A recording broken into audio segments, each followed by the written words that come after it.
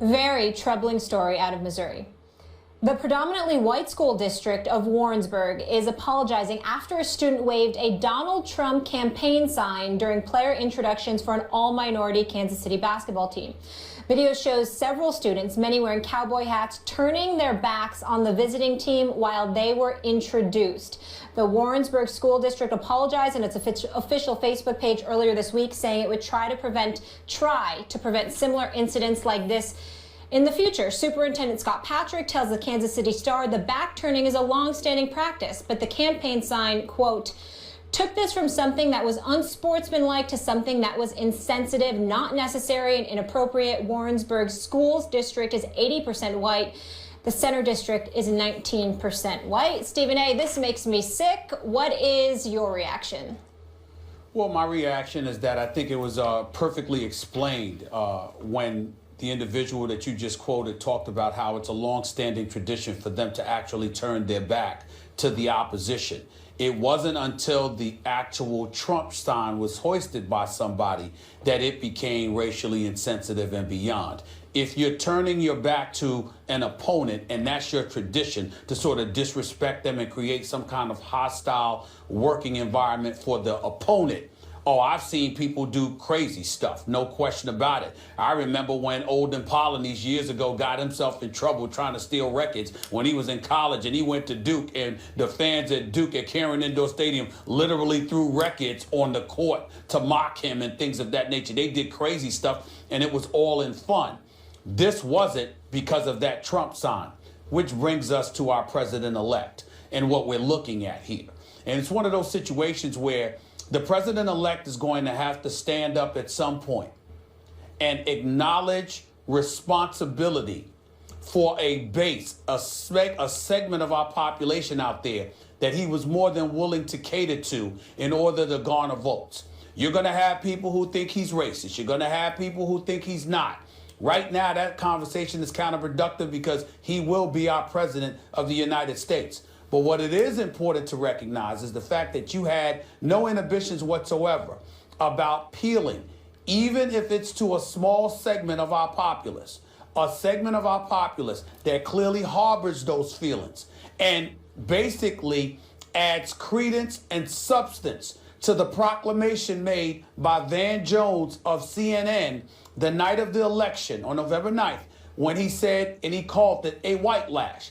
Now, there are white people out there who got offended, and they should be offended if indeed he were not talking about them, because he's alluding to them just by virtue of you being white and you voting for Trump. You must have felt a certain way. I think that's not fair to a lot of white Americans out there who may have had different reasons for voting for who they voted for. But to the folks who did vote for Trump, who do harbor those sentiments, who do feel that level of vitriol towards different ethnicities, Trump has to stand up, man up, and acknowledge that indeed he didn't mind catering to those, or at the very least address them more fervently, more vehemently in decrying the positions that they take. Because the more divisive we are as a nation under his presidency, the more difficult it's going to be for him or for Congress and the Senate or beyond to get things done and move this nation in a forward direction. This is emblematic of the problems that await, because there are white individuals out there who have supported Donald Trump, who believe, hey, it's us against everybody else in America. We don't like them, and we have someone who supports our racist, bigoted, prejudiced views, and we don't care because we feel the freedom now to express it. By the way, Max, that never happened under Barack Obama. You didn't see people out there going like this, well, because Barack Obama's our president, we're going to convey these points of views, and this is how we feel. That's not what I saw. Well, there was plenty I'm seeing it now. There was plenty of racist coverage of Barack Obama's presidency. Let's call it what it is. Okay. Now, I'm talking about the patriots, I want to take this one at a time. One, if the explanation is, as you stated, that this is a tradition that they do, there happened to be a Trump sign there because that's their guy, okay, I'm going to table some other things to say about that for a second. And it's a misunderstanding. It was put together in a way that made it seem racist when it wasn't. Okay, that's one explanation. I hope that's the case, as a matter of fact. If it's the case that this actually reflects that it wasn't such a misunderstanding and it reflects some racist feelings, then I would say shame on the parents of the students who did it, because it reflects a broken culture in the home. And if it is not that, but it's not about the home, but rather about these kids acting independently, and in fact it was meant in some racist way, then again, shame on the parents. Do a better job raising your kids. But I'm hoping that the latter two are not the case, that in fact it is some kind of a misunderstanding, and it doesn't reflect a broken culture in the home or a culture of negligence as it relates to raising children. I mean, these are high school kids. And I'm not saying that all Trump supporters are racist, bad people, Stephen A. You and I agree about that. But at the very least, his candidacy and then election has emboldened, or has seemed certainly to embolden, some very bad elements in our midst, racist elements included. And when you say that he really needs to denounce that more vociferously, he has at one point said, hey, that's terrible, in an early interview after the election, that's terrible, people shouldn't do that. But he should be coming out and saying, hey, in terms of my supporters who feel this way, that's bad, you shouldn't do that, and I want to distance myself from that. The question is, why hasn't he done that more? And the answer could be, if you look at the numbers, that it represents a bigger percentage of his support than many want to recognize. Well, that's definitely possible. I just don't know whether or not that's factually correct, but it might be. I'm not so sure. My only point is, and I want to make sure that I'm clear to piggyback off the students turning their backs. I was talking about the tradition of turning your back on an opponent is something they didn't reserve for an all-black team coming to visit. According to the reports, they do it to any opponent that walks into their building when the team is introduced. The only aberration that took place was that for a Trump sign was hoisted on this particular night. And that's what changed the whole, visual of the situation, the whole imagery of the situation, which is why we're talking about it. At the end of the day, what it comes down to is that, again, when Van Jones talked about the election being whitewashed, being a whitewash, and that's what it was. This gives credence to that kind of argument because we're hearing people coming out that clearly feel emboldened because he's the president, and as a result, they think because he's going to be the president that things are going to change back to the way they used to be, which is code in the African American community to feel something entirely different. It's what we cannot ignore. We have to pay attention to. You and I both know that. This is an example of that, and he needs to address it. And incidentally, whether or not the candidate or the president-elect or a president or elected official is in fact themselves racist, because you've dealt with Donald Trump, so have I, by the way, and I have not found that to be the case. He was a New Yorker and all this stuff, so we were familiar, if you lived in New York for years, with the tabloids, and he was everywhere. And that's not what most people will tell you, that they think that he is actually racist. However, if enough supporters or enough of your support come from people who harbor those kind of feelings, then I agree with you, of course, and with conscientious people, that he needs to use his influence among that lot to give them a better understanding of the right way to be, and not to embolden their lesser kind of instincts, but instead appeal to their better angels, even if appealing to their better angels is not how he got elected. I just find this whole story, all of this, so frustrating. This is America. We're a melting pot. Look at us on the show. We're all different cultures, religions, races. Can people please try respecting one another? Do we want to be like what's happening over in Syria, what we're seeing right now? It's just so frustrating. On a much lighter note, though, we will get back to sports. How will you remember Craig? I can't really put it much better than Charles Barkley and Steve Kerr put it. Obviously, they worked with Craig Sager for years. They know him better than me, better than a lot of people, but those of us who have covered the NBA for many years, we know how synonymous he is with the NBA in the world of sports, and we know what a wonderful human being he was. He was always very gentle. He was always very kind.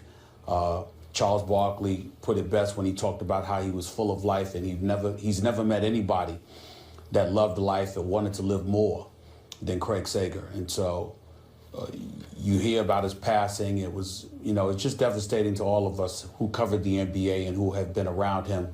When ESPN worked the deal out with Turner to allow Craig Sager to cover his first NBA Finals, I remember LeBron James asking, how in God's name, after all of these years, 20 plus years, have you never covered the NBA Finals until now?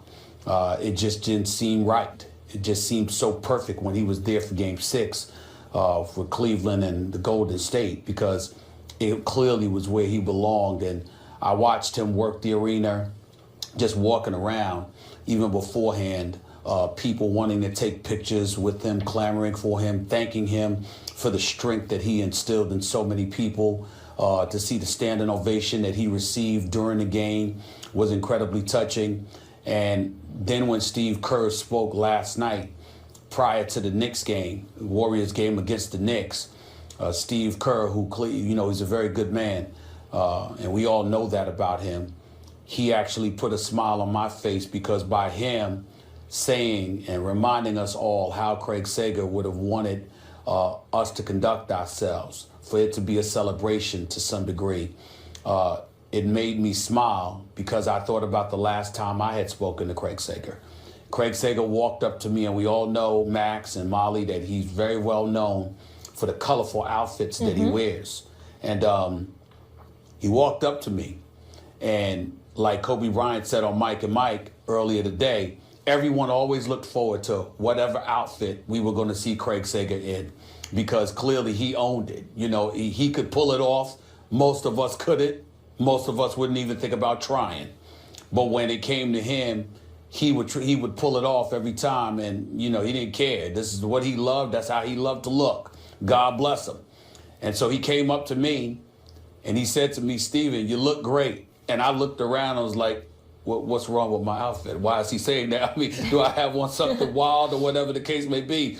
And that's what I thought about last night. It just put a smile on my face, because I remember how I was questioning the outfit that I had on, because he was telling me how good my outfit looked when he saw me at Quicken Loans Arena. And so I just think about it from that perspective. I'm sad for his lovely wife, Stacy, his 5 kids, the TNT family. I know all of those folks, and he was a special man, and he meant a great, great deal to the NBA community, and we're all going to miss him.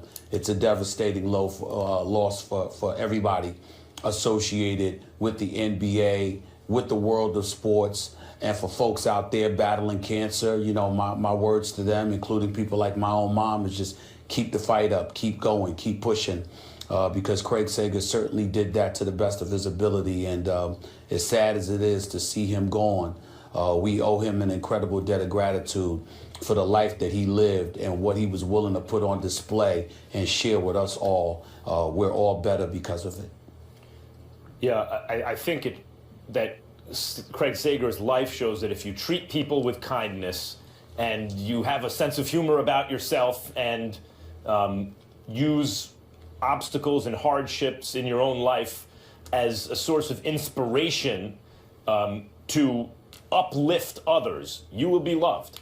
And I think what's most telling about the way Craig Sager lived his life, and I did not know him personally, we crossed paths a couple times, but didn't know him personally, had no personal relationship. And as a basketball fan and as a person who lives in this culture, I was very sad, of course, like everyone else, when I'd heard he'd passed, and was upset even when the news first became public that he was struggling with his illness. I think the greatest tribute is the people who knew him best. The closer they were to him, the more upset they were, the more they loved him. That's not the case with everyone. But in this building, I'm in LA now, where I did Sports Nation for 3 years before joining this show, Stephen A. And in this building, everyone was obviously sad and depressed about it, but the people who knew him were weeping. The way Charles Barkley was crying on television, Michelle Beadle and Rachel Nichols were weeping yesterday. And when we discussed how we were going to handle it, because I did Sports Nation for old time's sake while I was here yesterday, I appeared on the show throughout the show, and we had all these things planned, and then the news came out 5 or 10 minutes before we went to air, whatever it was. And the question was, how do we handle something like this? And the decision, at first, maybe we just make the whole thing a tribute to Craig Sager. And the decision ultimately was, what would he do? And how would he want this handled? Probably embarrassed by the attention.